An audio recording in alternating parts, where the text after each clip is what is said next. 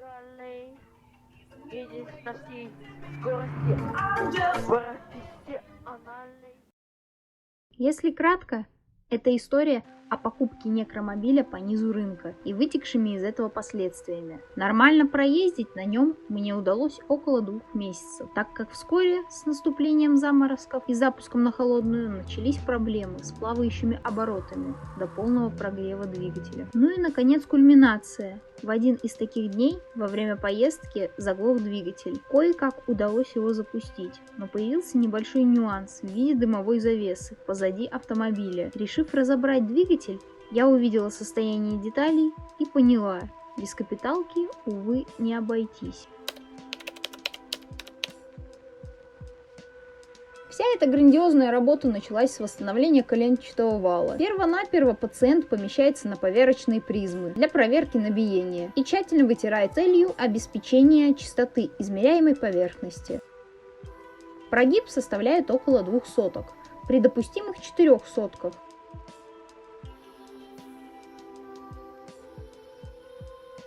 Далее проводится измерение шеек с помощью микрометра. Исходя из измерений, шейки проходили по нижнему пределу стандартного размера.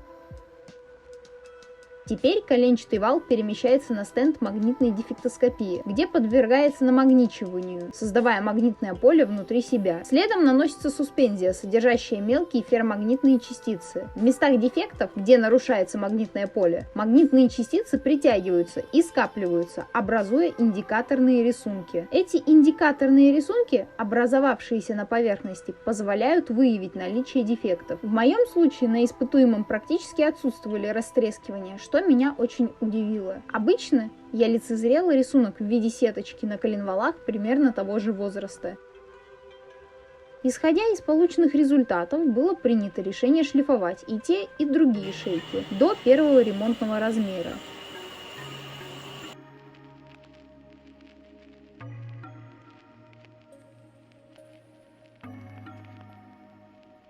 В конце следует процесс полировки. В качестве окончательной процедуры приведения геометрии и шероховатости шеек к правильным параметрам.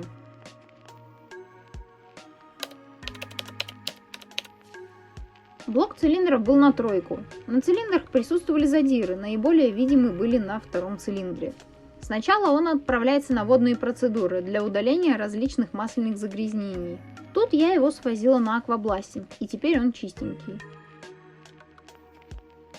До меня этот блок никто не точил, а это значит первый ремонтный размер. Цилиндры были расточены, а затем, когда до номинала осталось 7 соток, блок отправился на хонингование.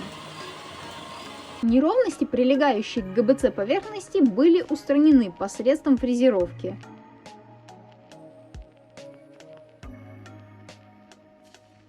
И теперь то, ради чего был марафет в виде аквабласта. Покраска блока. Блок чугунный, а значит подвержен коррозии. Красила в несколько этапов. Во-первых, подготовка детали. Закрыла обработанные поверхности, резьбу и те места, куда не должна попасть краска. Красила без грунта, а значит сразу на металл нанесла термостойкую краску. После 2 слоев краски блок был отправлен в печь на 45 минут при температуре 80-90 градусов до полной готовности. Финишное покрытие термостойким лаком и та же возня с печью. После можно весь этот наряд со скотчем снимать. На поверхность, куда устанавливается поддон, все-таки попала краска. Нужно счистить ее. Перед установкой промеряю зазоры в замке поршневого кольца щупом.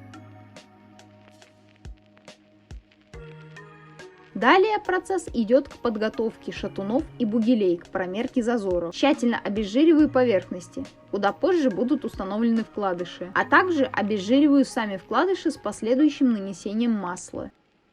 Коленвал устанавливается на призмы, затем с соблюдением момента затяжки и порядка установки бугелей фиксируются шатуны с поршнями. Сначала убедилась в правильности сборки и допусках зазоров, прокрутив вручную коленчатый вал. Крутилось легко, ничего нигде не закусывало. Чуть позже в дело подключился пластигейдж.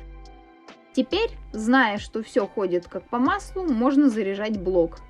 Обезжиривателем и безворсовой салфеткой Протираю пастель коренных шеек. Ставлю вкладыши.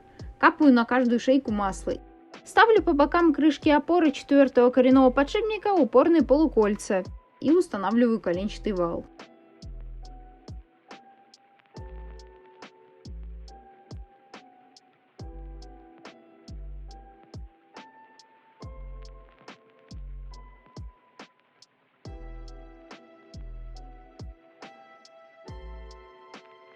Пользуясь технической документацией и динамометрическим ключом, произвожу установку в указанном порядке с соблюдением момента затяжки.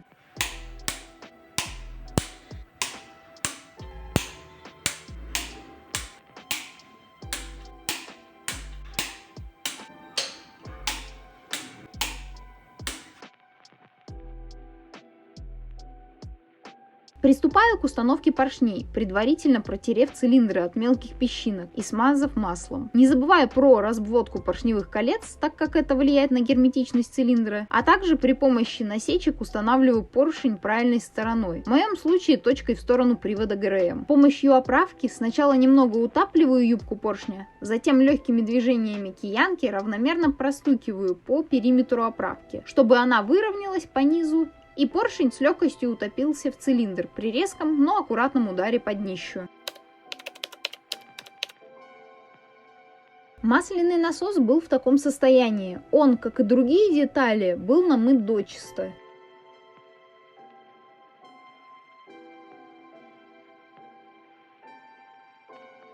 Купить новый нет возможности из-за их отсутствия, поэтому разбираю старый. Визуально и с помощью измерительных инструментов проверяю состояние на предмет износа. Прочищаю, продуваю, смазываю, собираю обратно по меткам на ведущей и ведомой шестерне маслонасоса.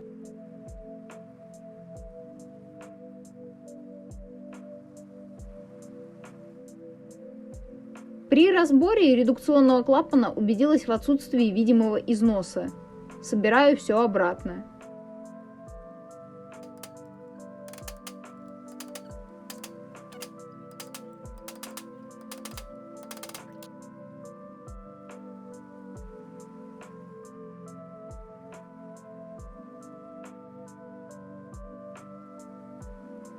Пришел черед сальников.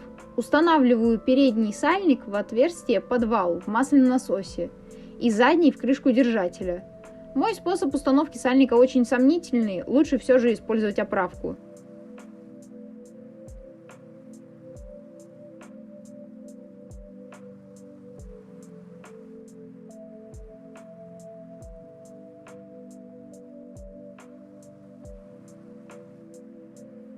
Монтирую комплектующие на блок.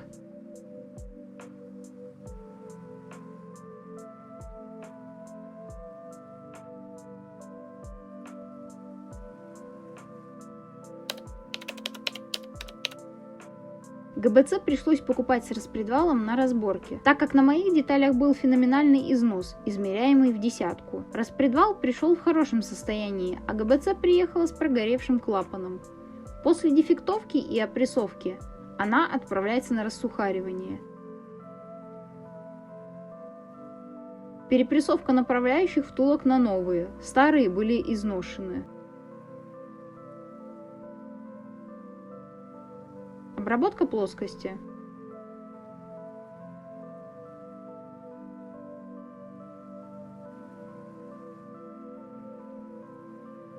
Более-менее нормальных клапанов в плане фирмы я не нашла, помимо оригинала за кусающуюся цену. А клапана из сыромятины не рискнула ставить, поэтому взяла со своей старой ГБЦ. Видео с проточкой сёдел и обработкой рабочей фаски клапана не осталось. Обратная сборка с установкой сальника.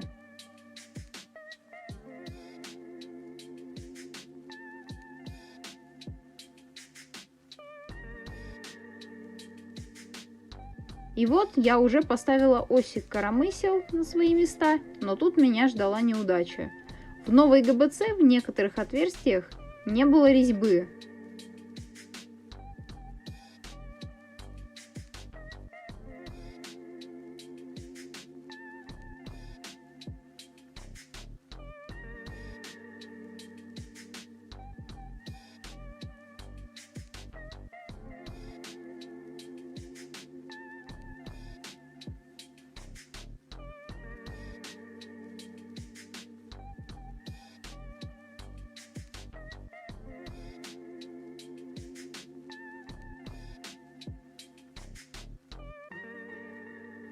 Перенарезала резьбу и воткнула в футерки.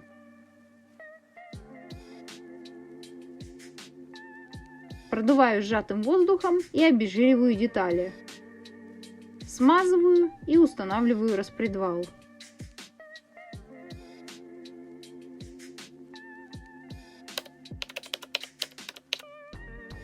С маховиком не сильно много работы. Заранее купить подшипник не удалось, так как на схеме не было на него ссылки.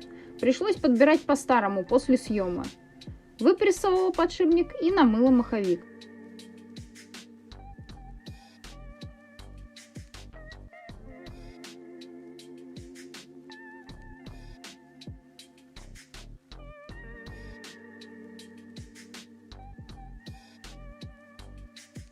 После проточки поставила новый подшипник.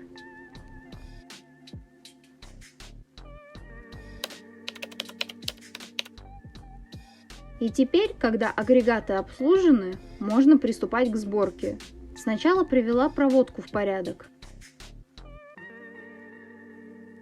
Теперь понятно, куда у меня девалось масло. Проводка тоже на нем работала, смазывалась.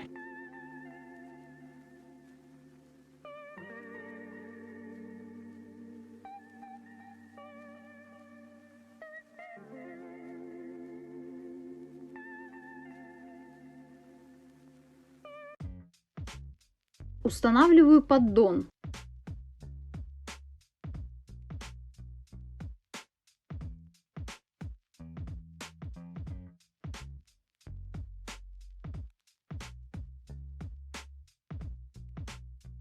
Намыла и выстучила промежуточную пластину между двигателем и коробкой.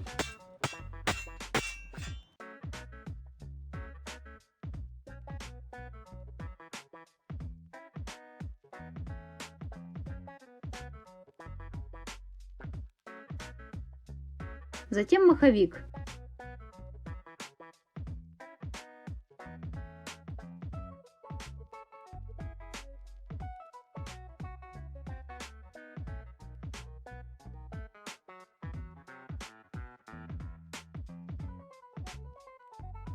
Сцепа, которую идеально отцентровала тазовская центровка.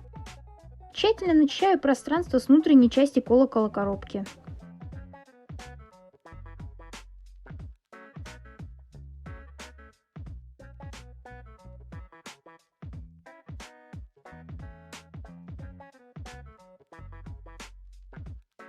С помощью домкрата вставлю блок на место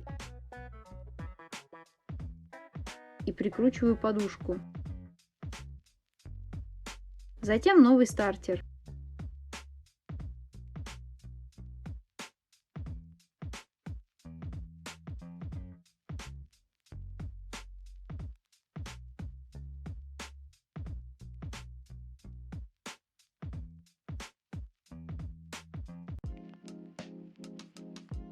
Пока есть доступ, ставлю масляный фильтр.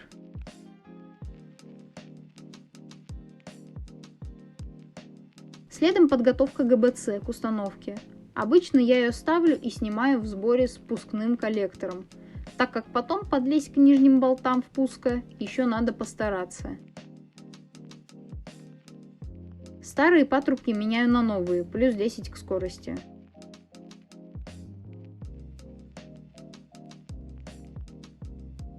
Чищу прилегающие поверхности и через прокладку соединяю ГБЦ и впуск.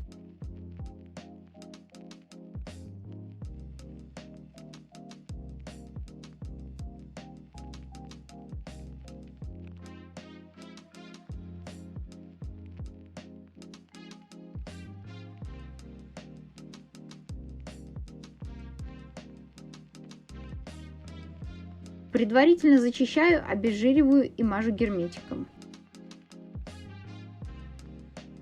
Затем ставлю термостат, прокладку и накрываю это дело крышкой.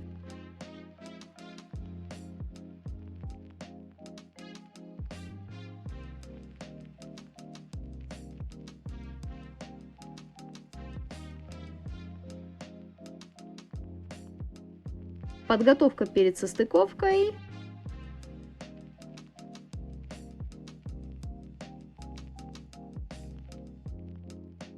И момент истины.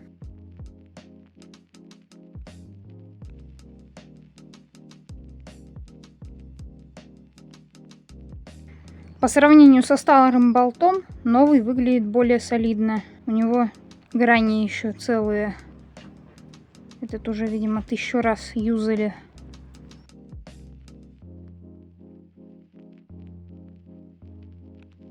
Протяжку болтов ГБЦ произвожу согласно мануалу в 3 приема.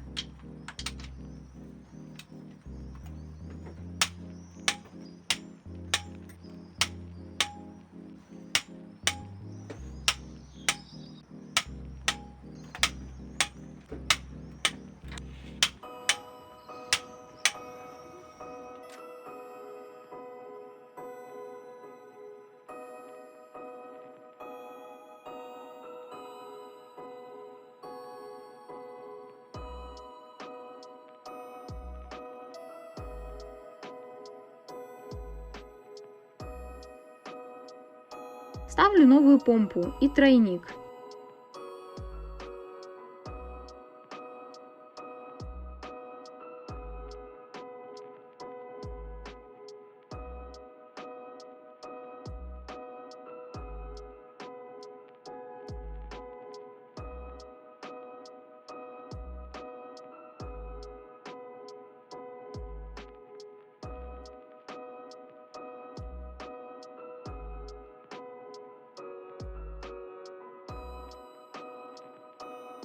Металлическая трубка охлаждения подверглась спиливанию гнилья и покраске.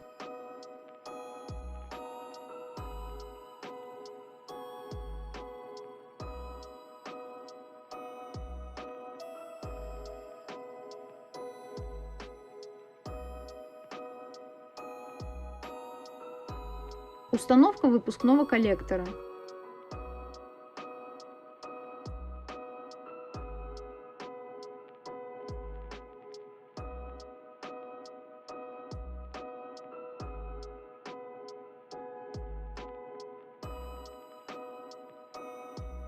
Новый датчик давления масла. Для установки пришлось сначала скрутить контакт, затем вставить в головку, закрутить и надеть контакт на место. Шкив коленчатого вала был доведен до покраски.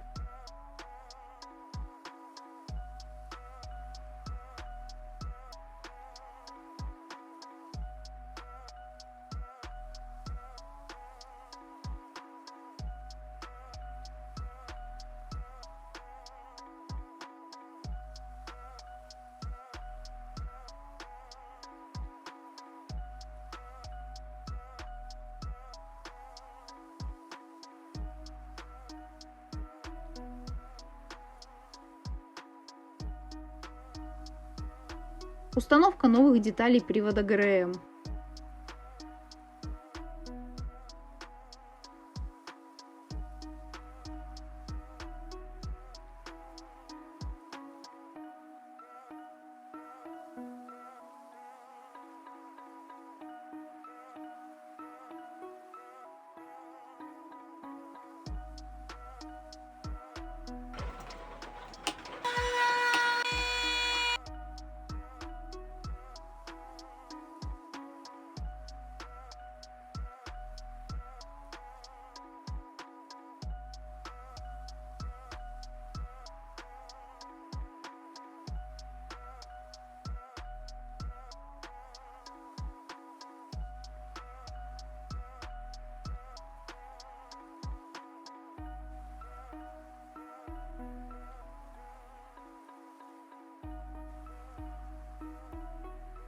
Датчик температуры на ЭБУ.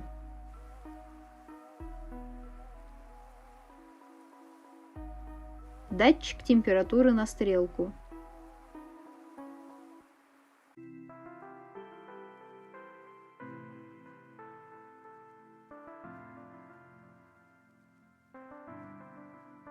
Протягиваю оси коромысел .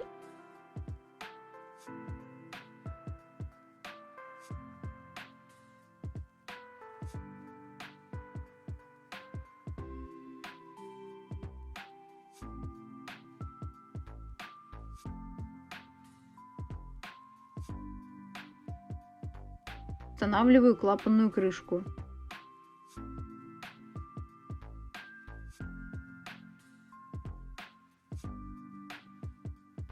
Чищу генератор.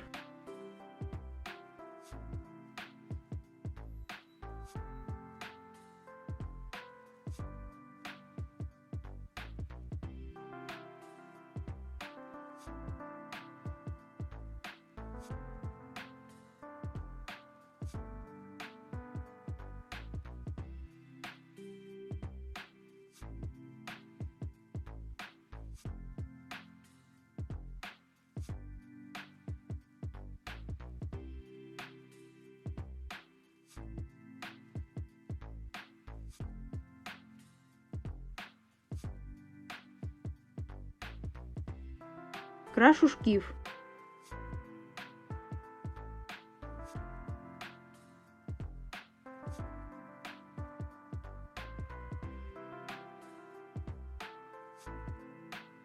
Ставлю эту красоту на место.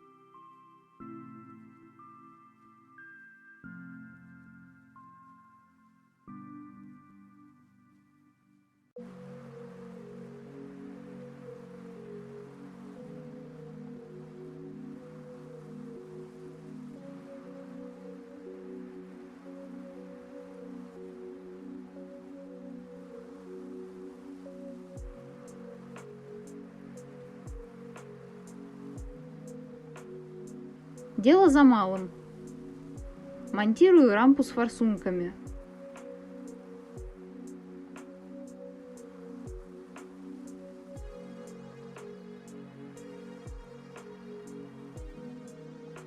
Подключаю ранее обтянутый мною в оплетку жгут.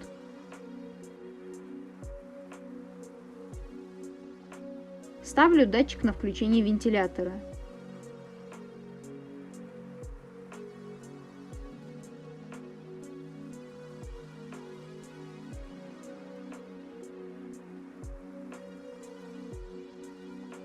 Ставлю трамблер в среднее положение. Регулировку угла опережения зажигания осуществлю после запуска.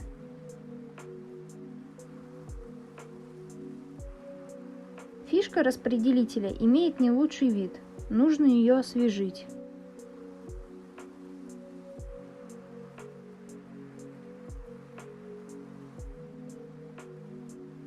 Капаю масло в цилиндры для лучшего запуска.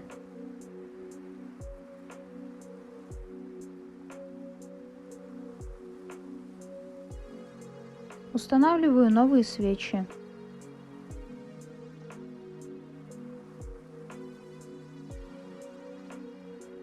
Заливаю жидкости.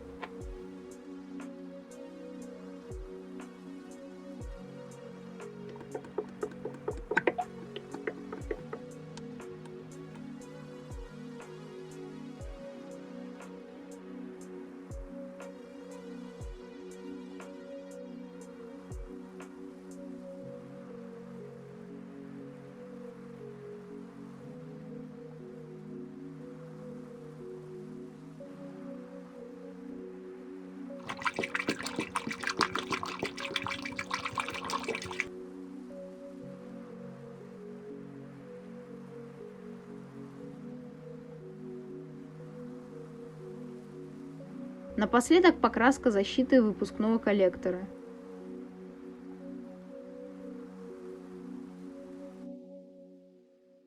I will miss you forever.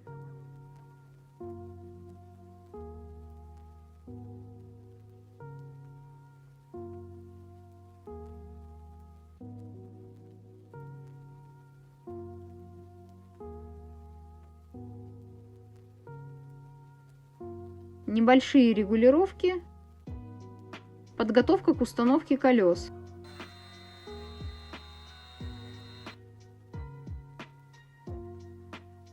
И теперь долгожданный запуск.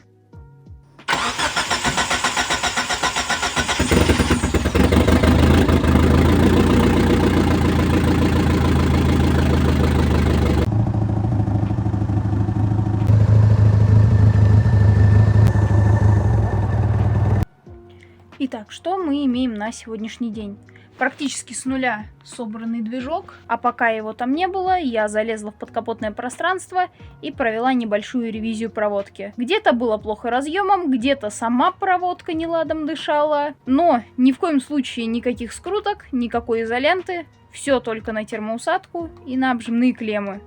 Разъемы, где требовали внимания, были поменены. Самое волнительное в процессе сборки это были мысли о предстоящем запуске, поскольку после такого долгого простоя для меня он казался чем-то нереальным.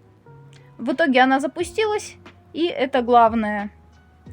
Также я смогла решить вопрос по поводу неработающего вентилятора, который у меня до этого момента не работал. Я вскрыла скрутку, где как раз находился тот заветный провод на вентилятор. Помимо всего, там также были еще провода на датчик коробки. То есть у меня вентилятор должен был срабатывать по логике вещей от первой передачи. Единственное, что могу сказать... Острым вопросом остался вопрос с тормозами, поскольку они не качаются и когда прокачиваются, они не работают в общем. Но я надеюсь решить эту проблему, и она покинет этот гараж. Тем, кто смог досмотреть это видео до конца, спасибо за просмотр.